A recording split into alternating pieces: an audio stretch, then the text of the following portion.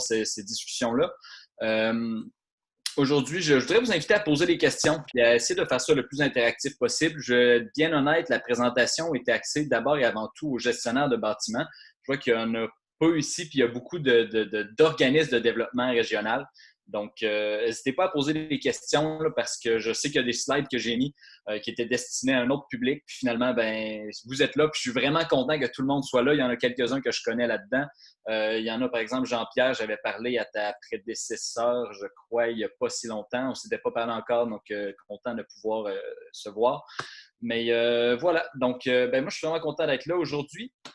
Je viens vous parler d'un projet qui a cours à travers le Québec. Donc, c'est pour ça qu'il y a différentes personnes à travers les différentes régions qui sont là pour parler de chauffage à la biomasse forestière résiduelle comme outil de transition énergétique. Donc, ça devrait durer plus ou moins une demi-heure.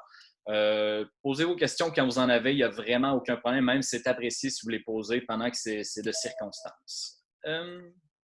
OK. Juste dire, moi, je travaille pour Nature Québec, rapidement, qui est un OBNL en environnement qui a bientôt 40 ans.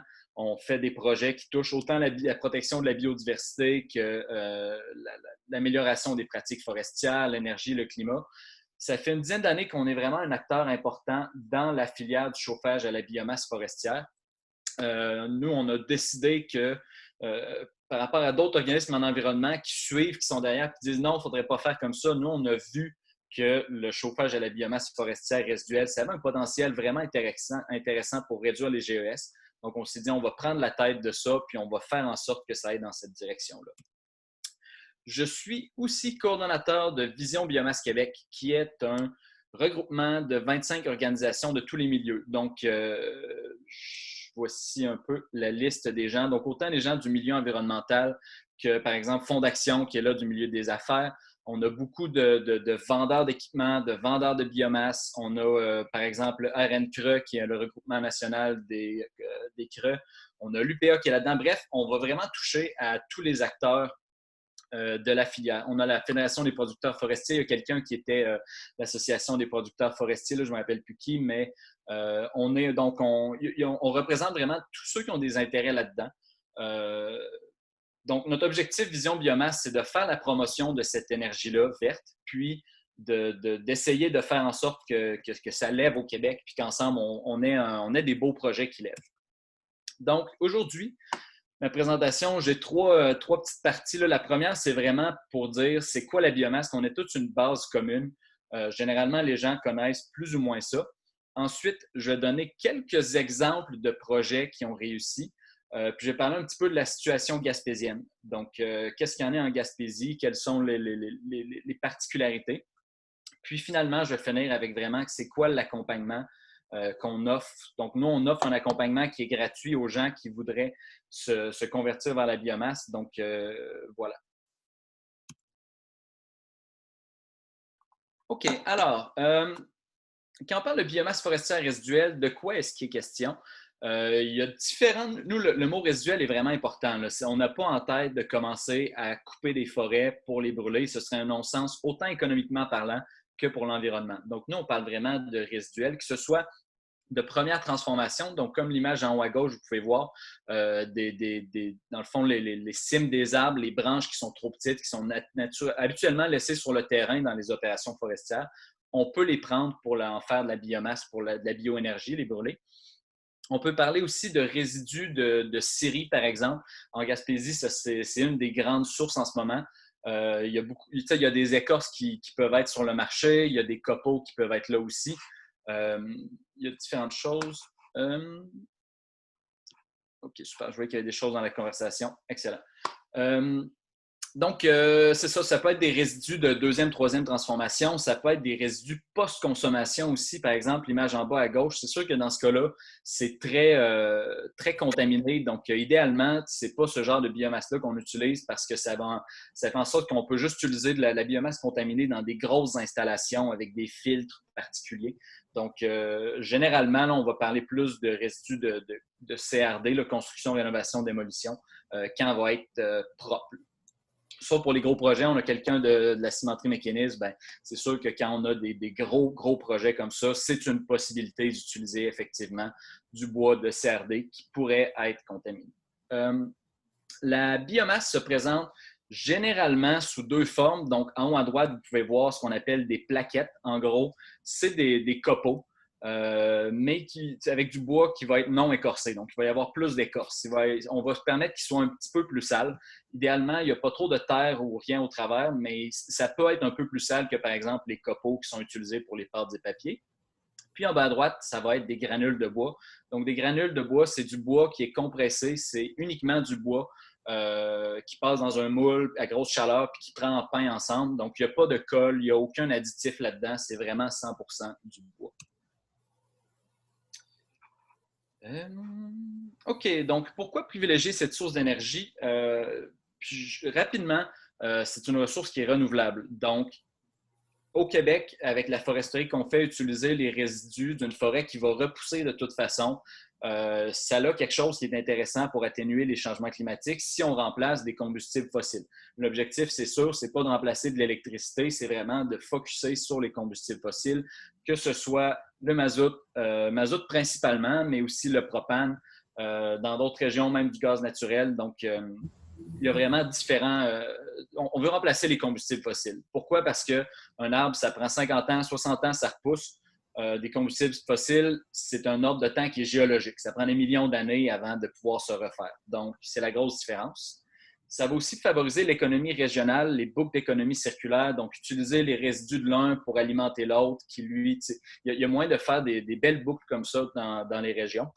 Puis dans les régions forestières, on sait, des fois, l'industrie forestière en a déjà arraché par le passé. Donc, amener des preneurs de biomasse, de bioénergie là-dedans, ça va en faire en sorte de rendre le réseau plus résilient, donc d'être plus apte à faire face aux conditions de marché qui changeraient, par exemple. Il y a aussi une stabilité d'approvisionnement. On le sait dans la dernière année, la crise du propane, il y en a eu deux. Une en lien avec avant que le ciel nous tombe sur la tête. On a déjà oublié tout ça, mais avec la grève des Teamsters qu'il y avait eu en novembre passé, puis les blocages ferroviaires en janvier, février passé, il y a des gens qui ont passé proche de manquer de propane. Il y en a qui en ont manqué. Donc, c'est sûr que quand c'est quelqu'un qui est capable de t'approvisionner à quelques kilomètres, à 50 kilomètres, la chaîne de la logistique est beaucoup plus simple. Puis, c'est une source de chaleur qui est abordable pour le gestionnaire de bâtiment. Ici, si vous regardez les deux colonnes de gauche, quand je parle de biomasse, donc c'est les plaquettes et les granules, ça donne une idée. Puis ça, c'est sûr que ça varie en fonction du temps, ces chiffres-là. Mais généralement, dans les dernières années, c'est pas mal ça le topo. Donc, le gaz naturel va arriver à peu près au même prix, dépendamment du marché, mais que les plaquettes. Sinon, ça va être moins cher que le propane, que l'électricité. Ça, c'est pour les moyens à grand bâtiment. Il y a beaucoup d'hypothèses qui sont derrière ça, là, mais c'est pour les moyens à grand bâtiment, donc les gens qu'on vise par nos évaluations. C'est sûr qu'une petite maison, installer un système à la biomasse, ça va être différent. L'électricité est possiblement une meilleure option, c'est plus simple. Puis pour les gens qui ont un peu entre autres les gestionnaires de bâtiments, une des parties qu'il faut bien regarder ici, c'est la partie qui est en bleu versus celle qui est en orange pour chacune des colonnes.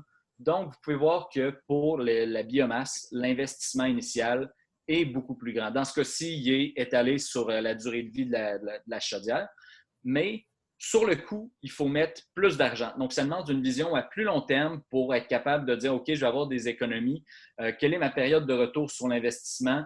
Donc là, ça demande une vision à long terme. Et si on regarde la partie combustible, donc par unité d'énergie qu'on utilise, la biomasse, c'est peu dispendieux. Ce qui fait qu'il y a une grande économie d'échelle, puis que, par exemple, pour la cimenterie mécaniste, ça peut être intéressant parce qu'eux autres, ils utilisent beaucoup d'énergie, puis c'est un processus industriel, donc ils la brûlent en continu. Par rapport, je vais aller exactement à l'autre bout du spectre, mais une église qui chauffe, elle, une journée par semaine, le dimanche, elle a la même installation, pas la même installation, mais elle a une grosse installation qui coûte cher par rapport à l'économie d'échelle. Donc, ce que je veux dire par là, c'est qu'il faut brûler de la biomasse pour que ce soit le plus intéressant possible. Donc, les procédés industriels, c'est plus intéressant que des petites installations. Mathieu, oui. C'est Sophie, SADC. Est-ce qu'il y a des entrepreneurs présentement dans la région, puis là, c'est peut-être aussi Dominique là, qui va pouvoir aider à répondre à la question, mais qui sont aptes à entretenir ces systèmes de chauffage-là? C'est une excellente question. Je vais y venir bientôt. C'est vraiment une excellente question puis primordiale. Donc, je vais y venir bientôt, c'est sûr. Euh, Juste finir ça, donc les bénéfices économiques, mais j'en ai parlé, il y a une indépendance par rapport au marché des combustibles fossiles. Les combustibles fossiles, ça varie. En ce moment, ben, c'est plate pour nous, sont plus bas parce que avec la crise qu'il y a eu de la COVID, il y a une demande qui est moins grande, donc les prix des combustibles fossiles sont plus bas. Mais ceci étant dit, ça varie, puis alors que la biomasse, c'est un marché qui est régional, c'est pas un marché qui est mondial, donc ça varie pas beaucoup. Là. En gros, c'est le coût de la produire, c'est ça qui fait en sorte qu'il y a un prix par rapport aux combustibles fossiles qui, eux autres, sont soumis à la demande mondiale. Donc, si jamais il y a des crises, je ne sais pas, au Moyen-Orient ou dans l'Ouest canadien, ça va faire varier le prix des combustibles fossiles. Fait que ça, c'est vraiment important parce que on sait que ça, à travers le temps, ça ne varie pas ou très, très peu la biomasse. Donc, c'est le fun. On est capable de prévoir des investissements sur plusieurs années, ce n'est pas un problème. Bon, là, il y a beaucoup de bénéfices sociaux. Je vais passer rapidement, là, mais il y a le maintien d'emplois, notamment en foresterie.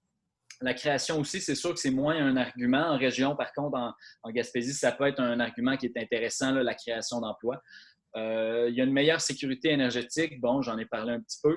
Puis, rétention des capitaux. Quand on investit dans une chaudière locale, ben, c'est plus intéressant que d'exporter son argent.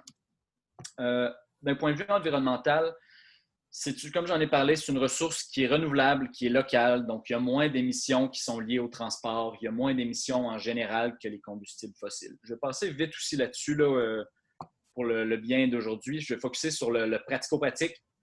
La clientèle typique, quand je parle, moi, à qui je veux parler aujourd'hui, puis les gens des SADC, par exemple, qu'est-ce qu'on vise? Nous, on vise tout bâtiment qui a une moyenne à grande consommation de chaleur, qui utilise des combustibles fossiles. Donc, par exemple, le chauffage de bâtiments, ça peut être des hôpitaux, des écoles, des bâtiments municipaux d'une certaine envergure, ça peut être intéressant. En agriculture, il y a entre autres la sériculture. Il y a plusieurs types des serres. On parle beaucoup de petits producteurs locaux maintenant, de maraîchage biologique. Bien, ça peut être une option. Il y a l'hydroélectricité aussi qui s'en vient, vous en avez tous entendu parler, mais la biomasse demeure une option valide. Il y a toute la transformation alimentaire, les bâtiments industriels. Donc, par exemple, il y a en Gaspésie des usines comme Melen Wind Power qui ont une certaine grosseur. Ça peut être intéressant si jamais il y a un besoin de chauffage. Il faut voir dans les procédés, des fois, ils ont trop de chaleur, un procédé industriel. Comme ils utilisent la chaleur pour leur procédé, c'est moins intéressant, mais il y a plusieurs bâtiments où il y a un besoin de chaleur. Donc, nous, on regarde ça, puis on regarde avec eux autres si c'est intéressant ou pas. Bon. Puis l'approvisionnement, comme j'ai parlé, les plaquettes, là, il y a deux types d'approvisionnement principaux. Les plaquettes, ça va être généralement pour des plus gros consommateurs. Ça va être un petit peu plus... le prix va être moins cher de la biomasse en tant que telle, mais les installations sont plus dispendieuses qu'aux granules. C'est un petit peu plus d'entretien généralement des plaquettes, là, donc par rapport aux granules, que le combustible est plus homogène, donc c'est plus facile l'entretien, mais ça va être un petit peu plus dispendieux. Donc généralement, on va dire que les projets de plus petite envergure vont aller aux granules parce que c'est plus simple, c'est plus facile à gérer, puis de plus grande envergure, ça va aller aux plaquettes. Dans quelques slides, là, je vais parler de la situation gaspésienne un peu, puis de c'est quoi les aspects. Là, je vais parler de l'approvisionnement, donc ça s'en vient. Puis ben, c'est juste pour dire, quand on parle avec un approvisionneur, que ce soit Temrex ou je ne sais pas qui peut être là-dedans, c'est important d'avoir un contrat sur quelques années, puis on veut s'assurer que le contrat soit assez clair parce qu'on veut qu'il y ait. Nous, on a noté trois principaux critères. Premièrement, la fiabilité. Donc, la quantité. Est-ce qu'on est capable d'avoir la quantité quand on veut? Est-ce qu'on est capable de se faire garantir qu'eux autres vont avoir en tout temps, qu'ils ont un an d'avance, par exemple, sur leur inventaire, puis qu'ils peuvent venir livrer de la biomasse? Ensuite, la performance technique. C'est important d'avoir des critères. Il y a plein de petits critères, là, mais le taux de cendre, l'humidité, c'est important parce que ça c'est vraiment un aspect primordial. Quand on brûle de la biomasse, c'est extrêmement important que la biomasse soit de bonne qualité. Si on brûle n'importe quoi, on va avoir n'importe quoi comme résultat. Il faut qu'on ait... Tu sais, le manufacturier de chaudière, l'équipementier, il va toujours avoir des recommandations. Donc, ne pas, je sais pas, le taux d'humidité, ça va être, par exemple, on vous suggère, on dit 25 plus ou moins 5 ben, allez pas mettre de la biomasse à 15 d'humidité ou à 35. Si c'est en dehors du range de ce que le manufacturier a dit, il ne faut pas utiliser ça. Donc, c'est vraiment quelque chose qui est extrêmement primordial. Puis, il y a beaucoup de projets qu'on a vus à travers le Québec qui n'ont pas fonctionné pour des raisons aussi banales que ça. Ça a l'air banal, mais le fonctionnement d'une chaudière, c'est extrêmement efficace. C'est des machines ultra précises. C'est pas comme un poêle à bois qu'on a chez nous, qu'on gère un peu le taux d'oxygène avec la petite roulette, puis ça change de quoi, ou les foyers. C'est vraiment efficace, mais ça demande d'avoir de la biomasse qui est bien conditionnée. Puis ça, je ne peux pas insister assez. Puis finalement, ben c'est ça, c'est important d'avoir le prix, d'avoir, si jamais il y a des pénalités, de tout penser à ça. Là. Mais ça, c'est juste dire un peu, là, je voulais vraiment insister sur l'aspect qualité ici, là, parce que c'est vraiment, vraiment, vraiment important. Là, en tout cas, en gros, il y a deux types de chaudières, là, de chaufferies. La première, c'est des chaufferies automatisées. Donc, les chaufferies automatisées, là, vous pouvez voir sur le schéma, il y a des convoyeurs à l'intérieur de la chaufferie qui vont pousser à travers différents mécanismes, des vis sans fin, qui vont amener la biomasse. Donc, en gros, tout ce qu'on veut, c'est, on dit, je...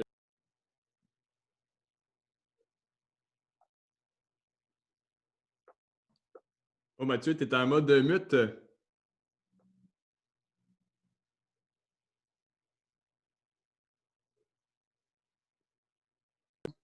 OK, ça va? Ça va, on t'entend. OK, je ne sais pas ce qui s'est passé. On est là.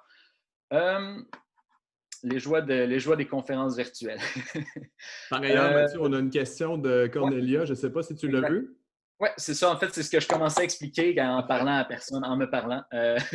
Les 3 critères sont-ils plus faciles à respecter avec les granules versus les plaquettes? Je veux dire, ça dépend. Il y a plusieurs facteurs là-dedans, mais de façon générale, c'est sûr que les granules, c'est plus homogène. Cependant, c'est pas vrai que les plaquettes ne sont pas nécessairement homogènes. C'est juste que les plaquettes, si on fait affaire avec un fournisseur qui fait ça depuis plusieurs années, qui a de l'équipement pour, il n'y aura pas de problème. Ou normalement, là, il n'y aura pas de problème. Par rapport à si on se dit, je vais appeler telle personne ou je vais me lancer moi-même là-dedans, je vais voir ce que ça donne, bien là, c'est sûr que c'est plus facile de respecter les critères. Mais quand on fait affaire, en Gaspésie, je sais qu'il y a Gaspésie, Bas-Saint-Laurent, là, il y a la coop forestière de la Matapédia. Eux autres, ça fait plus d'une dizaine d'années qu'ils font ça. Eux autres, là, ils ont l'expertise derrière, puis ce qu'ils vont donner normalement comme biomasse, ils savent comment ça fonctionne. Fait que c'est plus simple, c'est sûr que, par exemple, encore une fois, je vais venir bientôt, là, mais par exemple, à Gaspé, en ce moment, il y a plus ou moins de producteurs de biomasse depuis un certain temps. Donc, c'est sûr que vouloir s'approvisionner à Gaspé en plaquettes, c'est peut-être...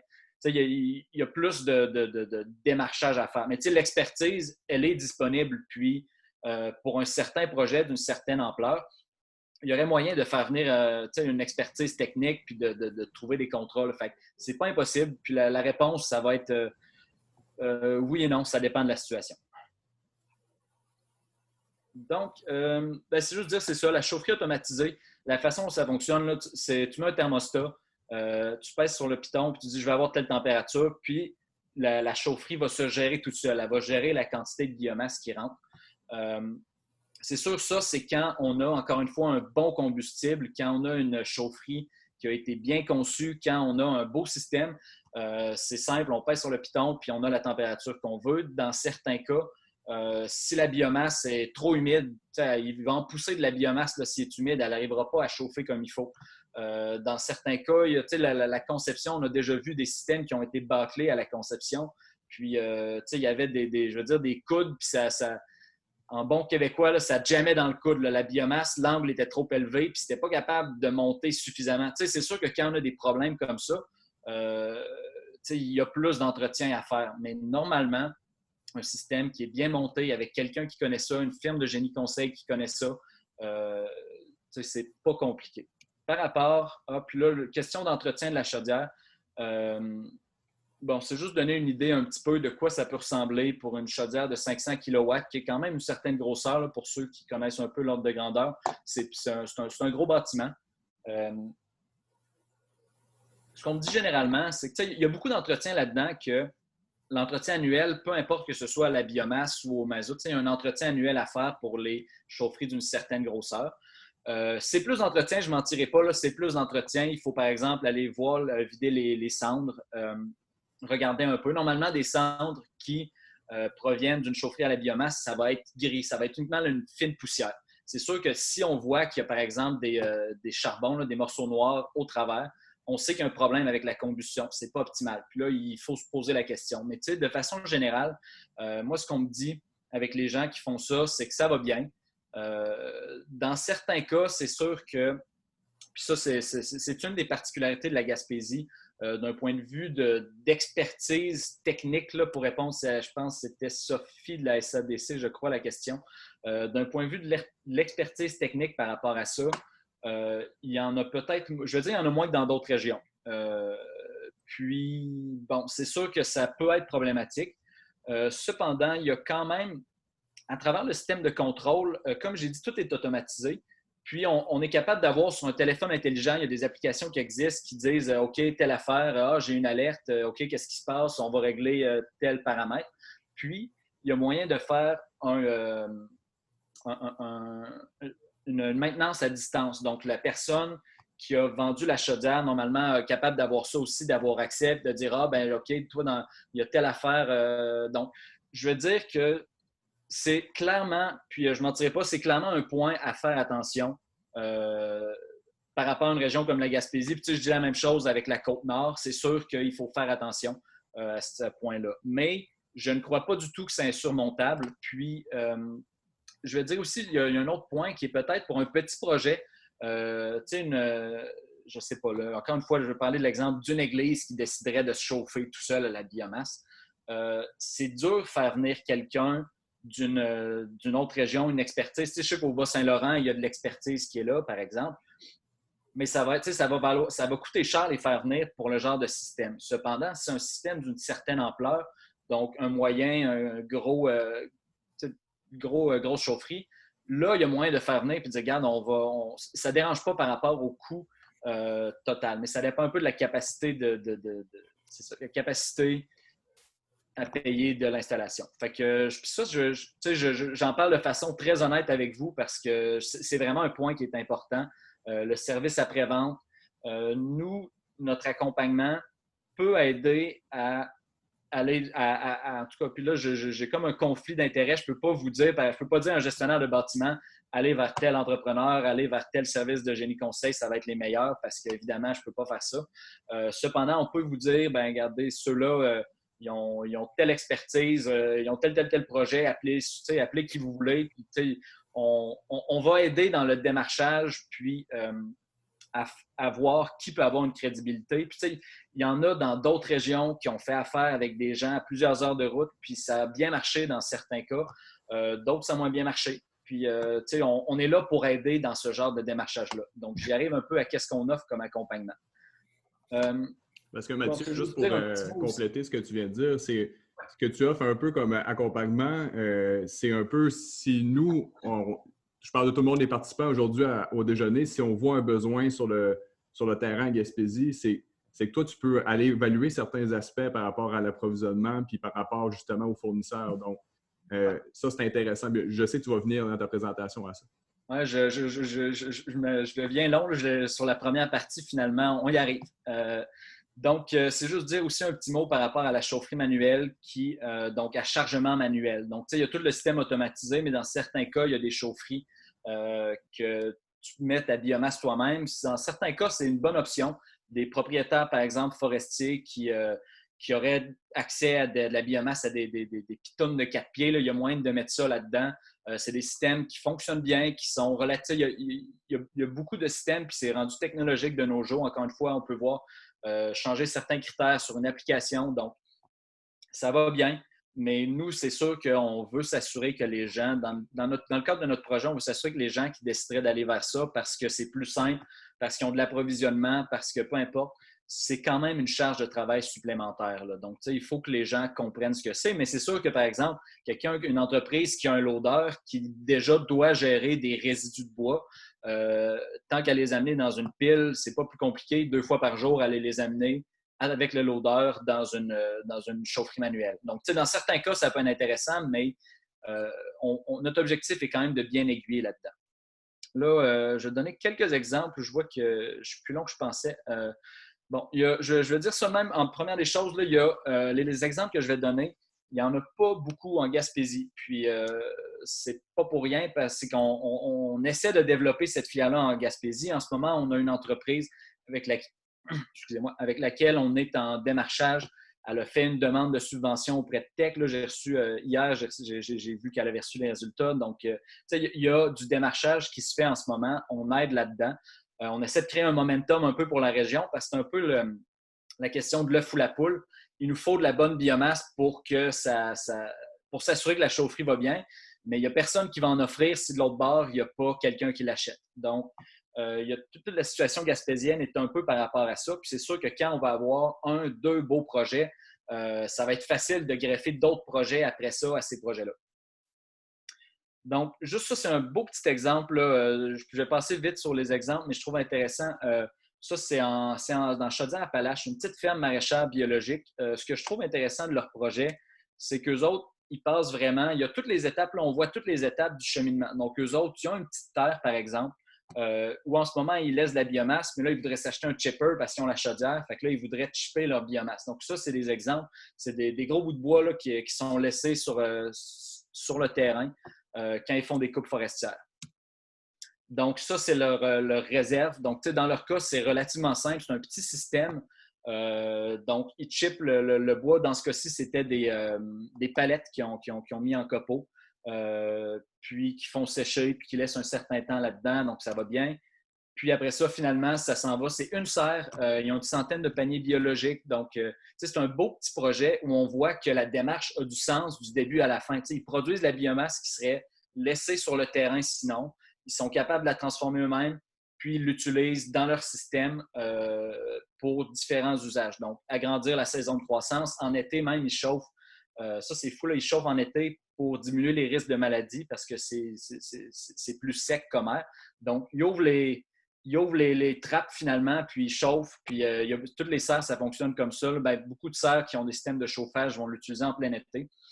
C'est sûr que quand on a une petite serre biologique, brûler du propane puis ouvrir les fenêtres, c'est pas dans tes valeurs nécessairement. Fait que ceux-là sont ultra contents de leur choix. Bon, la chaufferie d'Amqui est un bel exemple. Encore une fois, on est Gaspésie-Bas-Saint-Laurent. Mathieu, j'ai une question pour toi. Oui. On parle de retour d'investissement sur le projet du jardin que tu viens de présenter. Est-ce que ça a été documenté? Oui, en fait, dans leur cas, ils prévoyaient un retour sur l'investissement de 6 ans, mais ils avaient oublié de prendre en considération l'aspect de chauffage d'été, donc tout l'aspect de déshumidification que je viens de parler. Puis, ils ont refait des calculs puis estiment que ça va diminuer leur PRI à 3-4 ans à peu près parce qu'ils brûlent plus. Puis, dans leur scénario de référence, ils auraient brûlé plus de combustible fossile. Donc, ça vient diminuer, comme j'ai dit, la partie, l'économie d'échelle, plus on brûle de biomasse avec notre même installation, plus on va sauver d'argent finalement par rapport au scénario de référence. Donc, eux autres, ils estiment à 3-4 ans. Ce projet-là, par contre, je dois le dire aussi, si c'était une entreprise, c'est la personne, là, ils sont 2 dans l'entreprise, puis ils s'occupent de la chaudière, puis on fait beaucoup de démarches eux-mêmes. Tout ce qui est chippage, eux autres, oui, ils vont compter le temps, une partie, mais j'ai l'impression qu'ils ne considèrent pas toute la main-d'œuvre. Donc, une entreprise qui ferait ça, il y aurait de la main-d'œuvre en plus à ajouter. Je pense qu'ils en considèrent une partie, mais pas toute. Donc, c'est peut-être une petite mise en garde, mais même si on parle d'une PRI de 5 ans, mais ça demeure intéressant. Bon, la chaufferie d'Amqui est un bel exemple parce que c'est un projet qu'on va dire clé en main. Donc, ça fait une dizaine d'années qu'il est là. Je pense que c'est 2009 que ça a été instauré. Une chaudière de 500 kW. Là. Donc, quand je parlais tantôt d'un bâtiment d'une certaine grosseur pour 500 kW, l'entretien, c'est ce genre de bâtiment-là. Ça, c'est juste dire, là, donc c'est un article qui est paru récemment Donc, il disait que c'est Simon Roy, le DG de la coopérative forestière de la Matapédia. C'est eux autres qui s'occupent de gérer le bâtiment. Donc, un projet clé en main, c'est super intéressant parce qu'au final, l'entreprise, dans ce cas-ci l'hôpital, a juste à payer une facture de chauffage comme il paierait une facture d'hydro. Donc, c'est pas plus compliqué. C'est juste, regardez, nous, on est intéressés par ça. On fait des contrats, puis gérer l'installation, nous, on veut pas trop s'en occuper. Puis vous avez l'expertise, fait que c'est parfait. Donc, on s'assure, dans ce cas-ci, la coopérative forestière s'assure que tout fonctionne bien. C'est eux autres qui font l'entretien, c'est eux autres qui produisent la biomasse. Donc, dans ce cas-ci, tout le monde est gagnant. C'est un beau partenariat qui fonctionne depuis une dizaine d'années. Donc, c'est sûr que ça, c'est un bel exemple par rapport à si un hôpital décide d'acheter l'équipement, de tout faire la maintenance, il peut, mais c'est sûr qu'il y a un risque qui vient avec. Ça va coûter moins cher, mais il y a un risque qui vient avec. Donc, dans ce cas-ci, on a décidé de réduire le risque puis de laisser ça à la coopérative forestière de la Matapédia. Bon, c'est un petit exemple aussi. Là, dans ce cas-ci, lui, je le trouvais vraiment intéressant parce qu'il n'est pas en Gaspésie, mais c'est vraiment le genre de situation qui pourrait y avoir en Gaspésie.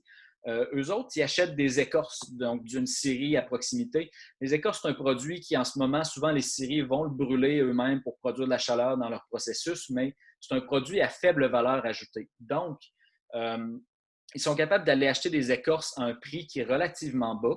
Puis, eux autres, ils font chauffer avec eux autres. C'est de l'okra, je crois, de soya. Donc, tu sais, le soya, il y a la partie que tu donnes aux animaux, mais il y a tout le reste aussi. Donc, eux autres le font sécher. Ils vont nourrir les animaux avec ça. Je pense que c'est plein de fibres, je ne sais pas quoi. Puis, ils vont chauffer en plus. C'est une maternité porcine. Donc, les bébés, les porcelets ont besoin de chaleur pendant au début de leur vie. Donc, ils vont chauffer les porcelets. Ils vont chauffer leur okra, puis ils utilisent des résidus d'une scierie à côté. Donc, je trouve que c'est un bel exemple parce que, en ce moment, comme j'ai dit, par exemple, la Gaspé, si on parle le nord de la Gaspésie, si on sort de la baie des Chaleurs, où il y a quand même une expertise possible avec, entre autres, la coopérative de la Matapédia, où ils pourraient vendre la biomasse, bien, si on sort de leur range de distribution, ça pourrait être ce genre de projet-là. Donc, ce n'est pas un immense projet, c'est réaliste comme projet. C'est intéressant, ils utilisent des écorces, ils utilisent un résidu local.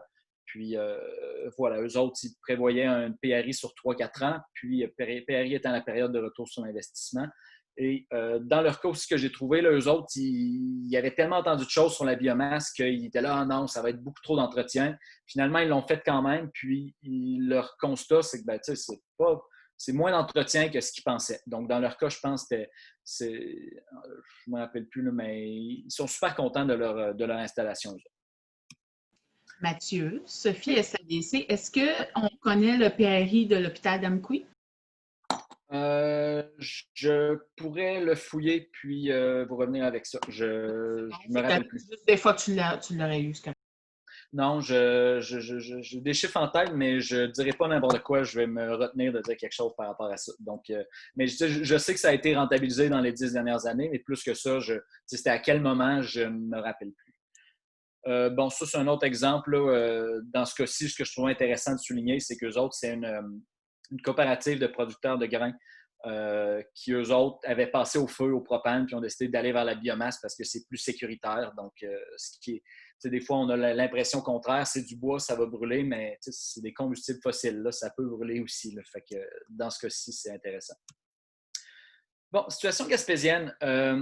Il y a quand même des enjeux régionaux qui sont particuliers par rapport à la Gaspésie. Là, le premier qu'on ne peut pas ne pas nommer, c'est la cimenterie McInnis qui fait des démarches pour pour convertir une partie de leur approvisionnement de combustibles fossiles en biomasse forestière résiduelle. Donc, ça fait un certain temps qu'ils travaillent là-dessus.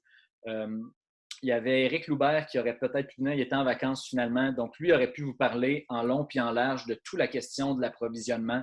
Il a parlé à toutes les scieries.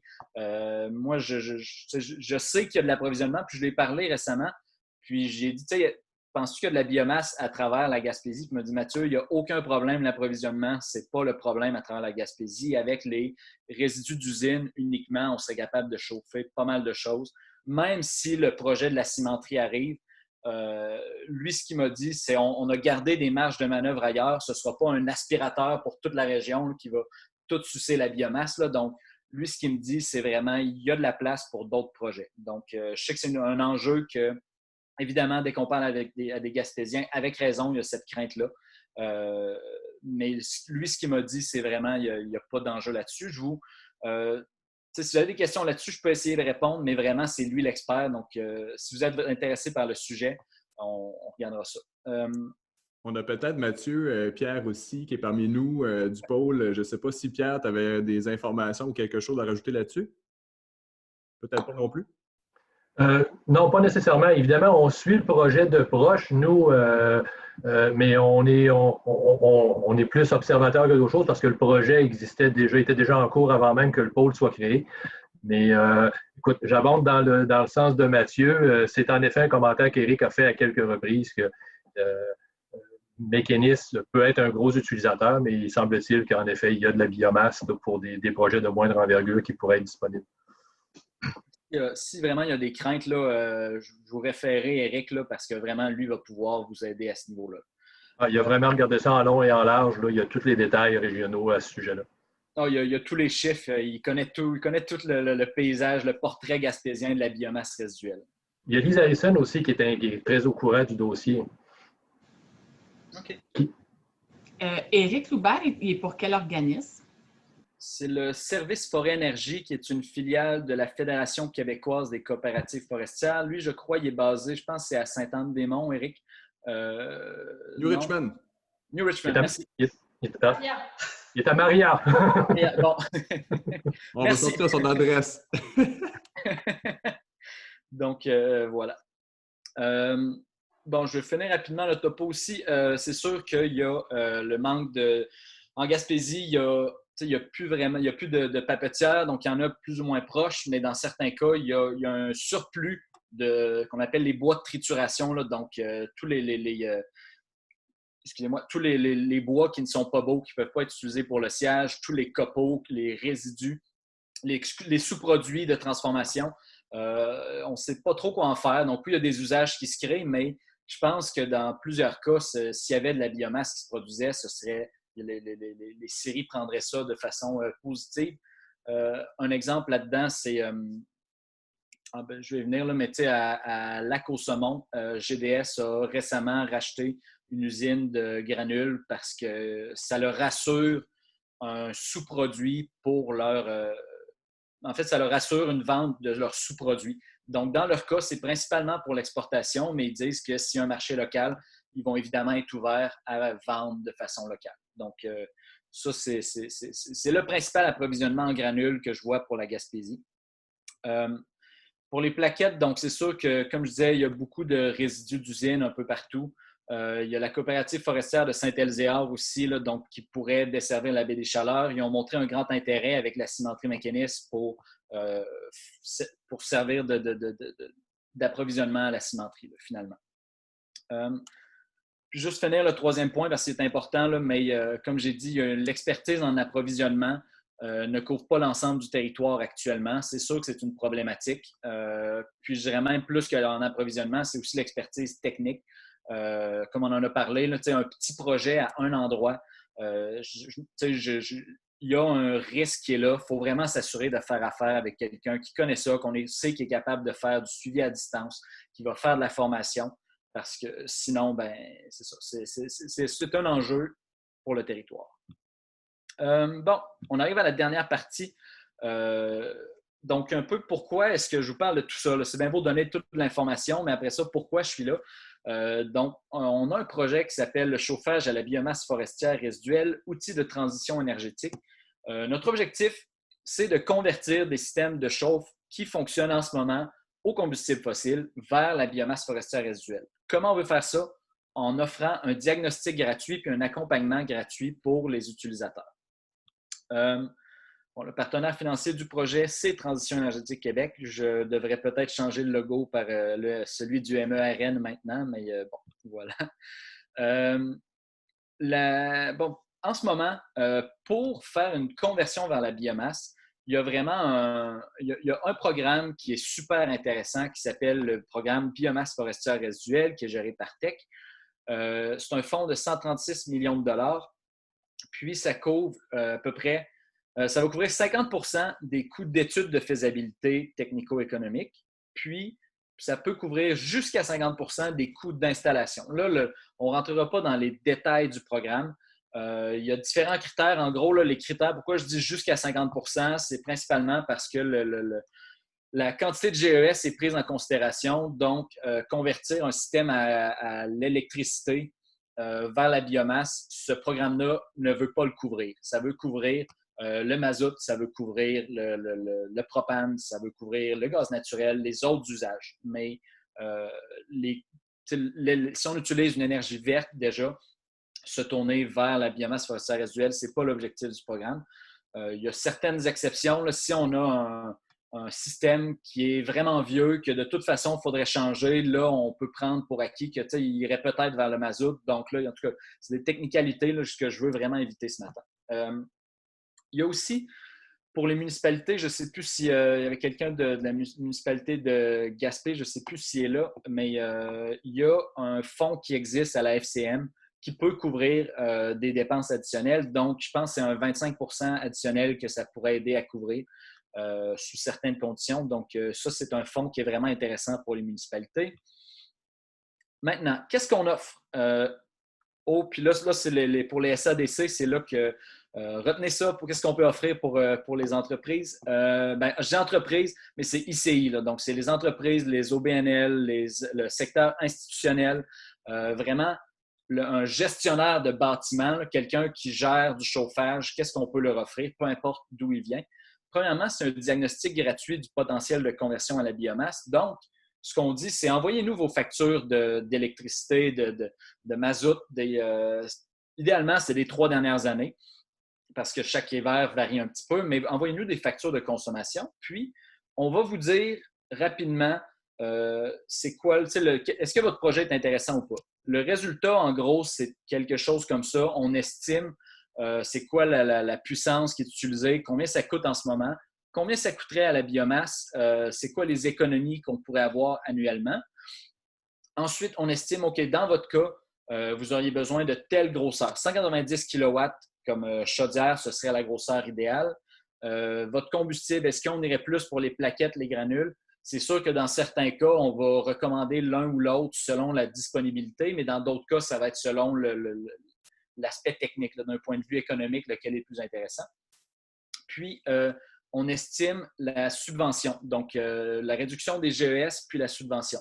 Donc, à travers tout ça, on sort un pointage qui est de 1 à 10, qui est relatif, mais nous, ce que ça nous indique, c'est uniquement à travers tous les projets qu'on évalue.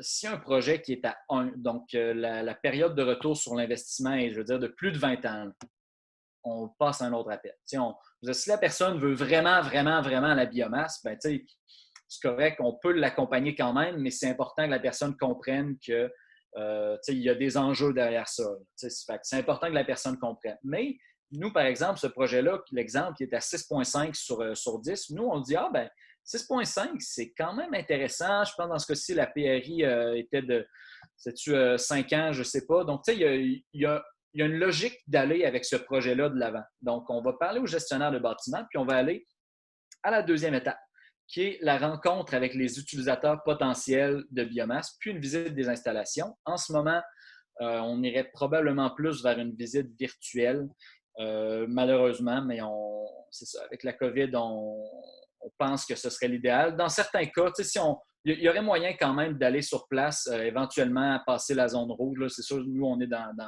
la capitale nationale, donc en zone rouge, donc c'est sûr qu'on attendrait que ce soit légal de le faire. Mais après ça, il y aurait moyen peut-être d'envoyer quelqu'un. Idéalement, ce serait pour 2-3 bâtiments en une journée, donc pour justifier les coûts de se rendre sur place. Mais juste de façon virtuelle, avec un bon FaceTime ou autre, là, il y a moyen de regarder, OK, les installations, de quoi ça a l'air, OK, ça, peux-tu me montrer ça? OK. Fait que, avec notre ingénieur, on peut faire vraiment des bonnes choses. Puis, finalement, on offre un accompagnement personnalisé jusqu'au dépôt d'une demande de subvention. Puis là, le mot-clé là-dedans, c'est personnalisé. Ce qu'on veut, c'est enlever les embûches qu'un gestionnaire pourrait avoir, quelle qu'elle soit. Donc, que ce soit convaincre un CA, par exemple. Ça pourrait être, dans un cas, mettons à Gaspé, l'approvisionnement, c'est la contrainte numéro 1. Parfait, on va aider là-dedans, on va faire des démarches, on va appeler des gens un peu. Donc, tu sais, on veut vraiment faire en sorte que les projets se réalisent ou au moins que les personnes, ça c'est encore gratuit tout ça, les 3 premières étapes, c'est gratuit. On veut faire en sorte que le projet ne bloque pas pour des raisons où ça aurait pu être évité facilement. Donc, tu sais, si la personne dit « Ah, ben moi, ça ne m'intéresse pas, parfait, on passe à un autre appel », mais c'est ça, on veut lever les embûches le plus possible. Bon, ça, c'est juste donner une idée un peu là, de quoi ça a l'air, la vision d'ensemble. C'est quoi les étapes? Là, dans ce cas-ci, il y a moins de... J'ai pris mon temps plus avant parce que normalement, j'aurais passé beaucoup de temps là-dessus si j'avais eu beaucoup de gestionnaires de bâtiments ici. Mais en gros, le processus de conversion, de quoi ça a l'air, il y a la première étape, là, les petits en bleu, c'est comme l'étape que vous devez réaliser. Puis la partie en orange, c'est qu'est-ce que ça implique de passer à l'étape d'après. Donc, l'acquisition de connaissances, comme j'ai dit, c'est juste des factures. Ensuite, l'évaluation du potentiel, ça, c'est nous qui le fait, c'est encore gratuit. Ensuite, si la personne veut quand même aller plus loin, si on trouve c'est intéressant, il y a une visite de terrain ou, comme j'ai dit, qui peut être virtuelle, ou dans certains cas, par exemple, pour un gros projet, un industriel qui veut se convertir, on va faire une étude de préfaisabilité. Donc, là, c'est la première étape où, selon la personne, par exemple, pour une municipalité, pour une petite entreprise, on va dire on paye encore les démarches. Mais c'est sûr que si on arrive avec un gros projet, je vais pousser à l'extrême, mais cimenterie mécaniste, on ne dira pas on va vous offrir l'étude de préfaisabilité qui coûte je ne sais pas combien de dizaines de milliers de dollars. Ce n'est pas l'objectif. L'objectif, c'est d'aider les entreprises dans les démarches, là, mais ça, c'est la première étape où on peut exiger des frais. Puis la deuxième étape, en fait, là, c'est après ça, il y a l'étude de faisabilité. Là, c'est sûr qu'il y a du financement qui est déjà là par Tech qui couvre 50 %. Donc, là, c'est la première étape où vraiment une petite entreprise va devoir dire « OK, je m'implique pour de vrai, j'arrête de juste profiter de l'évaluation gratuite, puis j'embarque dans le projet, je paye. » Puis tu sais, c'est pas une étude de faisabilité, puis la demande de subvention auprès de Tech, c'est pas... ça va être quelques milliers de dollars. Là. Donc, c'est des frais qui sont abordables. Mais c'est important déjà que le gestionnaire ait eu de l'information parce que si on n'était pas là, le projet n'irait probablement pas de l'avant ou beaucoup moins parce qu'il y a toutes les étapes qu'il faut que la personne soit déjà embarquée. Il faut qu'elle comprenne ce que ça implique avant de dire, ben oui, je vais payer 2000 $ pour une étude dont sur quelque chose que je ne comprends pas trop, la biomasse, c'est quoi? Fait que, on veut vraiment aider. Mathieu? Oui. Ben, je vois qu'il est déjà 10 heures. Tu terminais ta présentation, je pense. Hein? OK. Yes. Super. Ben, peut-être juste proposer s'il y a des gens qui doivent quitter, il n'y a pas de problème, absolument pas de problème. Il nous reste peut-être quoi, 5-10 minutes si tu es toujours disponible, Mathieu, pour prendre des questions. Donc, s'il y a des gens qui ont des questions, je vous invite à les poser à Mathieu. Encore moi, Sophie, SADC. Quand tu dis qu'à Gaspé, il y a vraiment présentement le bug numéro 1, c'est l'approvisionnement, c'est pas tant qu'il manque de matières premières que ça prend une organisation, une coop forestière, une usine qui dit « Moi, je me décide à aller récolter cette matière première-là pour la transformer en plaquettes ou en granules. » Exact. C'est ce qu'on appelle l'étape de conditionnement qui est problématique. La biomasse, il y en a. Il y a quelques scieries sur le territoire. Je donne l'exemple de Gaspé, là, mais c'est juste pour dire hors de la baie des Chaleurs, puis je veux dire Gaspé, puis jusqu'à la côte nord là, de la Gaspésie. Donc, il y a un enjeu qui est là, puis effectivement, ce n'est pas un point de vue de quantité de biomasse disponible, c'est plutôt de la conditionner. Comme j'ai dit, on veut s'assurer que on ait un approvisionnement, par exemple, sur 5 ans, généralement, là, on pense que c'est un bon ordre de grandeur. Sur 5 ans, on va avoir de la bonne qualité, on va avoir la quantité qu'on veut. Ça demande qu'il y ait une entreprise qui dise OK, on prend sur nous, on va installer, je sais pas, un petit toit pour que, un petit abri à 3 murs pour que la biomasse puisse sécher à travers le temps. On va s'acheter un chipper pour avoir la bonne grosseur, la bonne granulométrie. C'est tout cet investissement-là qui est toujours, c'est ça, c'est l'œuf ou la poule. Ben, il nous faut quelqu'un pour la produire, mais il n'y aura personne tant qu'il n'y a pas personne prêt à l'acheter. Fait que c'est vraiment ça notre enjeu là, en Gaspésie. OK, merci. Moi, j'aurais une question par rapport à la Gaspésie et les usines et le contrôle des coûts. Je n'ai rien contre Temrex, mais Temrex a quand même installé des chassoirs et ils ne sont pas allés vers ce type d'énergie-là où moi j'avais l'impression qu'il aurait pu contrôler le coût et il y avait la matière première, il était en mesure de s'autosuffire. Je ne comprends pas pourquoi ils sont allés vers une autre source d'alimentation énergétique. Je ne sais pas le dossier de Temrex non plus. Je sais qu'on a quelqu'un de Temrex. Je ne sais pas si elle a envie de dire un mot. Ce n'est pas nécessaire sinon, mais dans mon cas, c'est une décision d'affaires, une décision stratégique. Je ne sais pas non plus. Je ne me suis pas impliqué dans le dossier, fait que je ne sais pas. OK. Ben, c'est sûrement au niveau des coûts, mais ça veut dire que ça coûte moins cher que la biomasse, même si tu es capable de t'autosuffire. Moi, je me dis, ça doit être surtout une question d'argent. Mais si c'est une question d'argent, ça veut dire que le biomasse doit être beaucoup plus dispendieux. Je ne sais pas quoi répondre par rapport à ça parce que je ne sais pas dans leur cas exactement qu'est-ce qu'il y en a, mais des scieries qui font le choix d'utiliser leurs résidus, je pourrais en nommer plusieurs. Dans leur cas, qu'est-ce qui fait ça? Malheureusement, je ne sais pas. Mais je sais que moi, des scieries qui vont vers la biomasse, il y en a plusieurs. Il y a des bons équipementiers pour ça. Il y a de l'expertise qui est disponible. Ça se fait depuis longtemps. Fait que dans leur cas, malheureusement, je sais pas. On peut se poser peut-être c'est les coûts. Pourquoi est-ce que dans leur cas, les coûts seraient plus élevés? Pourquoi ils seraient moins élevés avec un autre type d'énergie? Malheureusement, je ne sais pas. Je me renseignerai sur le sujet. Là. Je suis curieux, ça pique ma curiosité, mais je ne peux pas dire. OK. Parce qu'il y a quand même Investissement Québec. C'est quand même un bras droit direct du gouvernement. Là. Je trouve ça drôle qu'ils ne sont pas allés vers ce type d'énergie-là, malheureusement. Ouais, je prends le commentaire, je vais me renseigner, je ne sais pas. Voilà. D'accord. Mais merci du commentaire, c'est un bon point, je vais regarder ça.